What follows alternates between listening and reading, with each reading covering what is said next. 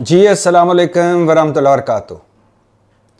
मैं इस वक्त आपके सामने जस्टिस मंसूर अली शाह साहब का ख़त पढ़ने जा रहा हूँ, बल्कि उस ख़त के अहम पॉइंट्स आपके सामने रखने जा रहा हूँ जो उन्होंने ख़त लिखा है काजी फ़ायज़ ईसा के लिए। और मेरे ख़्याल में इससे बेहतरीन फेयरवेल कोई नहीं हो सकता जो जस्टिस मंसूर अली शाह ने काजी फ़ायज़ ईसा को दिया है। और ये काजी फ़ायज़ ईसा को आईना दिखाया है मंसूर अली शाह साहब ने, और इस आईने को अगर देखेंगे, काजी फ़ायज़ ईसा साहब रिटायर हो गए हैं और जान छूट गई हमारी, शुक्र अल्हम्दुलिल्लाह। पाकिस्तान की तारीख के मुतनाज़े तरीन, जानबदार तरीन और स्याह फैसलों वाले जस्टिस काजी से शुक्र अल्हम्दुलिल्लाह आज हमारी जान छूट गई। अगर काजी फ़ायज़ ईसा घर जाकर, मुझे यकीन है कि उन्होंने इस खत का जवाब देना है रिटायरमेंट के बाद भी, लेकिन अगर वो घर जाकर इस खत को पढ़ें तो ये खत है उनके आमाल नामा उनके लिए। ये वो खत है जिसमें एक एक लफ्ज में काजी फ़ायज़ ईसा झलकता है। ये है टोटल हैसियत काजी फ़ायज़ ईसा की जो मंसूर अली शाह ने इस खत में लिखी है, और यह है टोटल हैसियत उस जज की जिसको कुछ लोगों ने हवा बनाया हुआ था। लंबा कद, असल में बोना निकला काजी फ़ायज़ ईसा, बड़ी कुर्सी पर बैठा एक बोना जिसको इतना बड़ा बना दिया था कि कोई पता नहीं काजी फ़ायज़ ईसा आएगा लग पता जाएगा। जब आया तो पता चला सीट बड़ी थी, आदमी छोटा निकला। काजी फ़ायज़ ईसा के लिए इससे बेहतरीन फेयरवेल कोई नहीं हो सकता जो मंसूर अली शाह ने दिया है खत की सूरत में। काजी फ़ायज़ ईसा का मैं बता चुका हूं, कई बार बता चुका हूं, ये वो जज है जिसने हाउस ऑफ शरीफ, मतलब ये शरीफ, नवाज शरीफ, शहबाज शरीफ, इस खानदान की मनी लॉन्ड्रिंग और करप्शन वाला open and shut case Hudaibiya बंद किया था। काजी फ़ायज़ ईसा वो शख्स है, वो जज है जिसने नवाज शरीफ के लिए ताहयात नाअहली का कानून बदला, ताहयात नाअहली खत्म कर दी। काजी फ़ायज़ ईसा वो शख्स है जिसने नैब के मुजरमों और मुलजमों की गई नैब तरमीम, जो उन्होंने अपनी करप्शन को ठिकाने लगाने के लिए नैब तरमीम की थी, उनको जायज़ करार दिया, उनको हलाल करार दे दिया, और एक NRO दिया सुप्रीम कोर्ट ने करप्ट लोगों को। और काजी फ़ायज़ ईसा वो आदमी है जिसने ऐन इलेक्शन से पहले मुल्क की सबसे बड़ी सियासी जमात पाकिस्तान तहरीक इंसाफ से बल्ला छीना और पाकिस्तान तहरीक इंसाफ के करोड़ों वोटर को दरबदर कर दिया और पाकिस्तान तहरीक इंसाफ को टेक्निकल इलेक्शन से नॉकआउट कर दिया। काजी फ़ायज़ ईसा वो शख्स है, वो जज है जो 63A केस, जब हुकूमत को लोटों की ज़रूरत थी 26वीं आईनी तरमीम के लिए, तो काजी फ़ायज़ ईसा भागा भागा पहुंचा और उसने 63A केस लगाया, लोटा क्रेसी जायज़ करार दी और लोटों के ज़रिए हुकूमत ने 26वीं आईनी तरमीम मंजूर करा ली।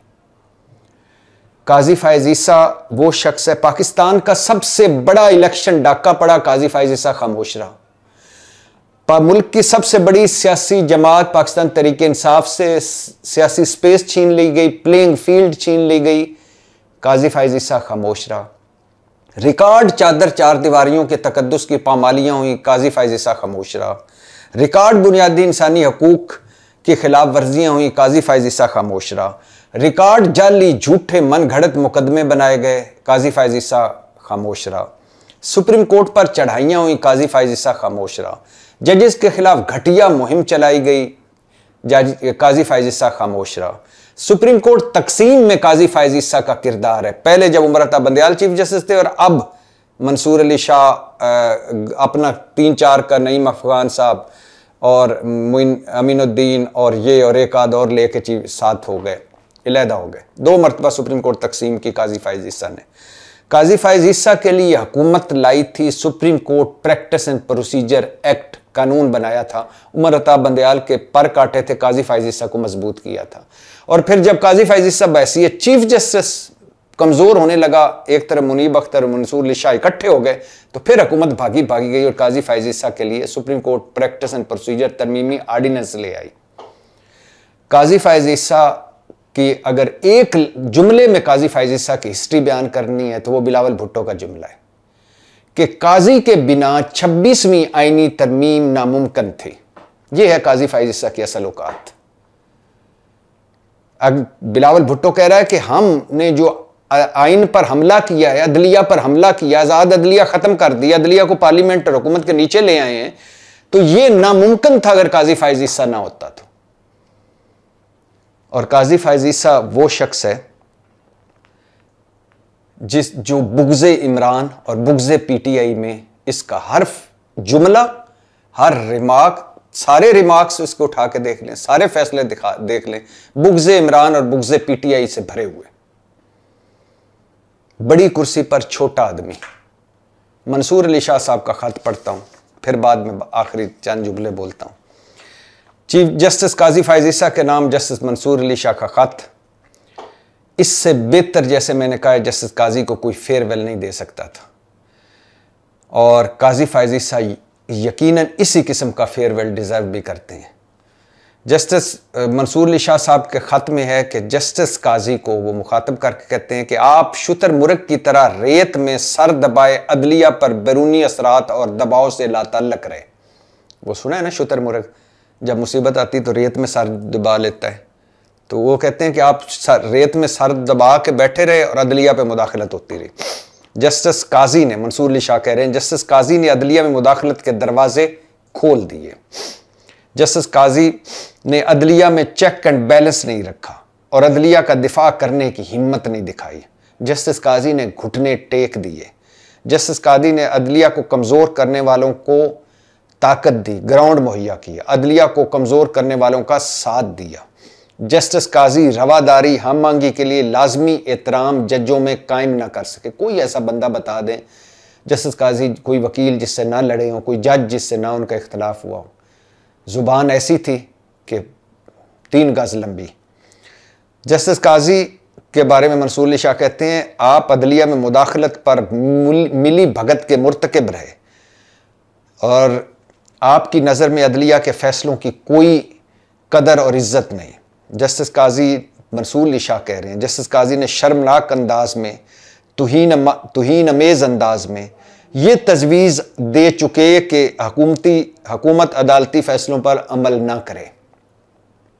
मंसूर अली शाह कह रहे हैं कि आप जस्टिस काजी, आप शर्मनाक अंदाज में, तुहीन अमेज़ अंदाज में हुकूमत को यह मशवरा भी दे चुके हैं, कि तजवीज़ दे चुके हैं कि इस अदालती फैसले पर अमल ना करें। एक जज और चीफ जज कैसे कह सकता है?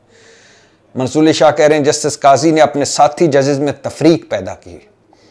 जजेस में तफरीक के असरात देर तक अदलिया पर रहेंगे। जस्टिस काजी ने वो जख्म दिए जो तवील अरसे तक रहेंगे। जस्टिस काजी का दौर इंतकाम पसंदी और इंतज़ामी अमूर में कोताही के हवाले से याद रखे जाएगा जिसमें कोई वकार नहीं था। रेफरेंस में शामिल होकर, अब मंसूर अली शाह आखिरी जुमला लिखते हैं, तेरे रेफरेंस में, मतलब आपके जो फेयरवेल रेफरेंस है, इसमें शामिल होकर ऐसे दौर का जश्न मनाने से पैगाम जाएगा कि अपने इदारे को नीचा दिखाने वाला चीफ जस्टिस भी काबिल इज्जत करार दिया जा सकता है। मतलब मंसूर अली शाह साहब कहते हैं, अगर मैं आपके रेफरेंस में शामिल हो जाता तो इससे यह पैगाम जाता कि जिस शख्स ने, जिस जज ने अपने इदारे को नीचा दिखाया, मैं उसके जश्न में शरीक हो गया। माजरत खाऊं, मैं ऐसे चीफ जस्टिस के रेफरेंस में शिरकत नहीं कर सकता। मंसूर अली शाह। और ये मेरे ख्याल से हमारी तारीख का वाहिद चीफ जस्टिस है जिसके फेयरवेल में 5 जजों ने शिरकत ही नहीं की। मंसूर अली शाह साहब, मुनीब अख्तर, अतरम मिनल्ला, आयशा मलिक, शहजाद मलिक। और मज़े की एक बात सुनिए कि क्या मजाक है, जब आइन टूट रहा था, हुकूमत PDM 1 जब KP और पंजाब में 90 दिन में इंतखाबात नहीं करवा रही थी, वफाक में 90 दिन में नहीं करवा रही थी, उमर अता बंदियाल पर चढ़ाइयाँ कर रही थी, उमर अता बंदियाल की घटिया किरदार कुशी हुकूमत कर रही थी, PDM 1 हुकूमत, शहबाज 1 हुकूमत। उस वक्त जब आइन टूट रहा था और काजी फैज ईसा खामोश रहकर सुप्रीम कोर्ट तकसीम में हिस्सा डालकर जरदारी साहब और इसहाक डार के दरमियान कौमी असम्बली में बैठे हुए थे। वो हुकूमत जो सुप्रीम कोर्ट के खिलाफ जंग लड़ रही थी, काजी फैज ईसा उनके दरमियान बैठे हुए थे। और फिर दूसरा सुनिए, अब जाते हुए काजी फैज ईसा के 2.25 साल में जितना बुनियादी इंसानी हकूक की तबाही हुई है किसी चीफ जस्टिस के दौर में नहीं हुई। और आज वो 1.25 साल में इंसानी हकूक दफना कर आज वो इंसानी हकूक की यादगार के तख्त वो कर रहे थे, इफ्तिताह फरमा रहे थे और संगे बुनियाद रख रहे थे। और आखिरी बात, तल्ख बात है लेकिन मैं ये ज़रूर करना चाहूँगा, काजी फाइज़ ईसा ने जब हल्फ लिया था तो अपनी अहलिया को साथ खड़ा किया था। अलविदाई रेफरेंस में भी अहलिया उनकी बैठी हुई थी आज, और फरमा भी रहे थे कि शुक्र है मेरी अहलिया यहाँ मौजूद है, अगर मैं इन्हें कहता कि मेरी तारीफ़ हुई है तो वो एतबार ना करती।